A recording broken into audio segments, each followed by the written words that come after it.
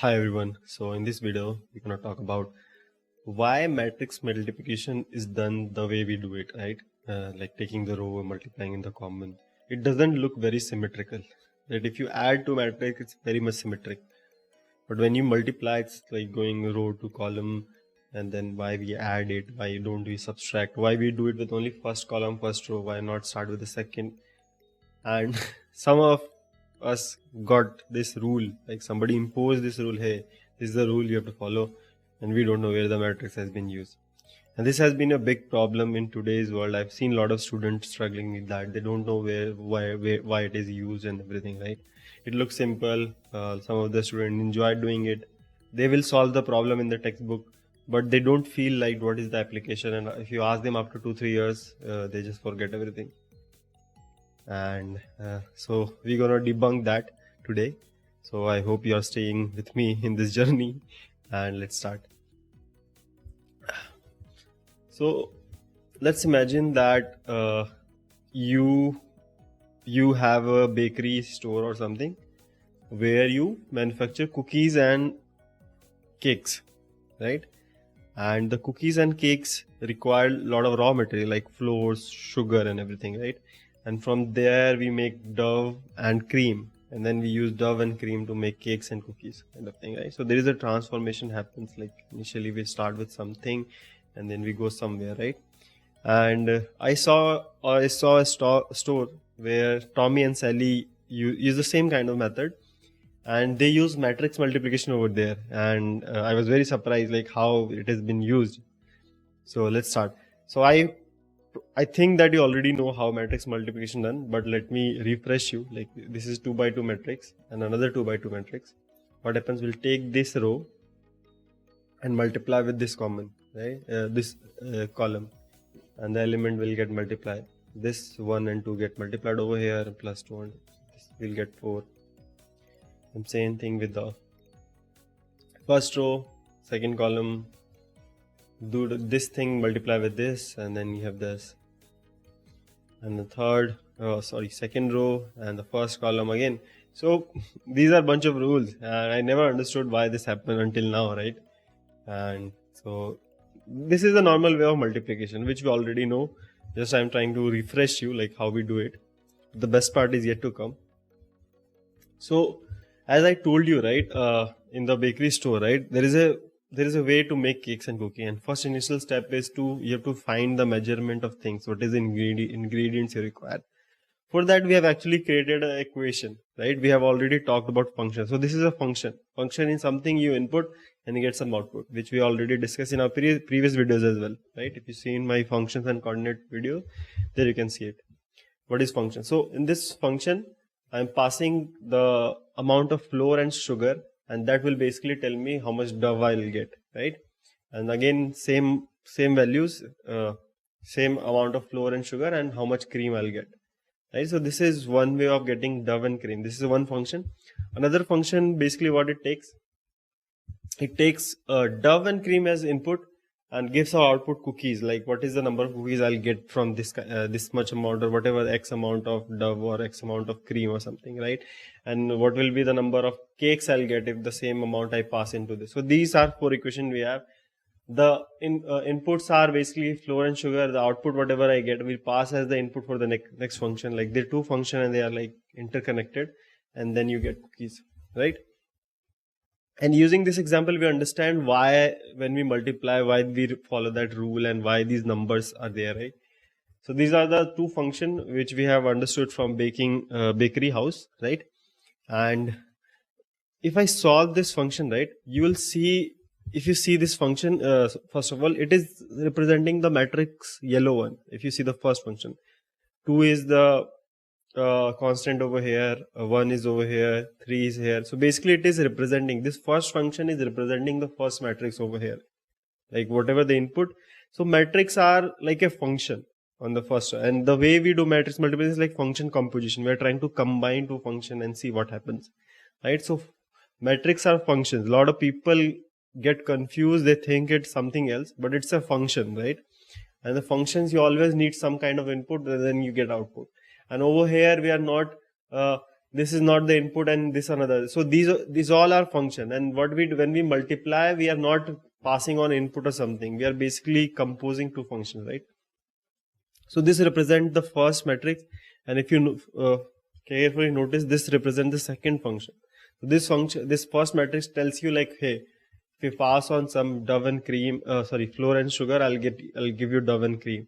And this matrix shows that if you pass on me dough and cream, I'll probably tell you how much cookies and cakes you're gonna make out from that, right? So if you see the 2 and 1, right, this is the column over here, 1 and 3, this is over here, right? So this basically represent that. And if you just simplify it, if you just pass on, instead of if you have learned about substitution method, right, where we pass this value, instead of we can replace this dough, which we get output from inputting this flour and sugar, so we can pass on these values over here. So I can substitute, instead of dough, I can give you this equation over here. And when I do that, and then we simplify it, we'll get this equation, this long equation, and then we solve this linear equation, we'll probably get this thing: 4 sugar, 7 flour, 7 sugar, 11 flour. So now we have found a relationship where we don't have to go this intermediate transformation, where I need to know what is the amount of dough and cream, right? We can directly calculate. If you just tell me amount of sugar and flour you have, number of cookies and cakes made. So what is the use case? Like, let's say in the bakery, somebody orders a very large amount of cookies and cakes, and now Sally and Tommy has to buy ingredients for the order they have received, right? It's a big party or birthday or something, right? But they need to calculate, right? And they can do the, but they don't have to, like, they cannot go and the runtime check how much dough they can make and cream then, right? So, but using this two composite function, they can literally find how much sugar and flours they require. If they just be dependent on dough, think for a second, pause the video and think for a second, how they would have calculated. On the runtime, they have to calculate, like, make a dough and cream, and they'll get some idea, then see, oh, it looks good enough or something. Like, mostly it's like probabilistic basis, on guesswork they will work. But if you accurately need to find, you can just compose this two function, and we can tell like how much sugar and everything. But good part is when you see these numbers, right, see the constant 4 and 7, 7 and 11, right? These all are matching. So what happens over here when we matrix multiply? This thing happens. And all the rules for matrix multiplication by applying column, it's very natural because it has been taken from here. We are not doing anything extra out of the box. We're just following the basic math, right? A function, the input is passed on to another input. And when you solve it, you'll tend to find internally, if I do like this kind of example many times with different, some for baking, some for cooking, some for driving, some for washing machine, and they will have this function like this, where the two functions are dependent on each other intermediately, like the output of the first function is sent to the input as the second function. And if you see, you can find the same pattern what we see while multiplying matrix multiplication, the rows and column. I'll get the same value. So when we say matrix multiplication, it's basically combining two functions and represented by one, right? So what we'll learn next is that instead of doing like this and doing a lot of substitution, we can convert them in form of matrix. And we don't have to go to this intermediate function part, and we can directly calculate using this combined function, combined or multiplication of two matrices. And then we can see that same thing with matrix multiplication as well. So we can try example where I'm gonna send some value for flour and sugar, like let's say 1 or 1, something like this, and that will basically tell us. So we'll pass 1 and 1 as input, like 1 kg of sugar and 1 kg of flour or something like this, right? And when I do multiply, I get this value 3 by 5, right?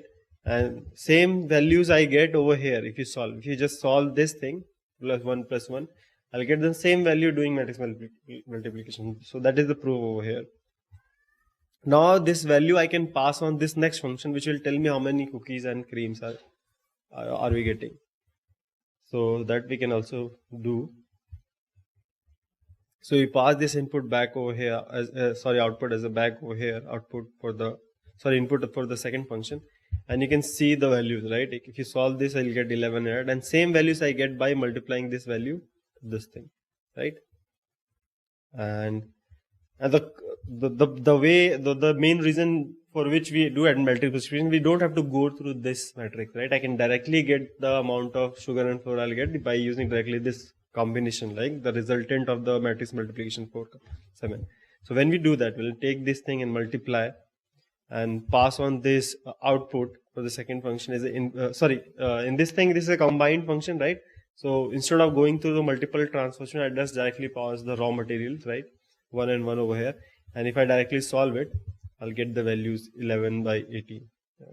So instead of going to transformation over here, which we did this area, right? I can use the resultant matrix and directly provide the first level of input and then get my result.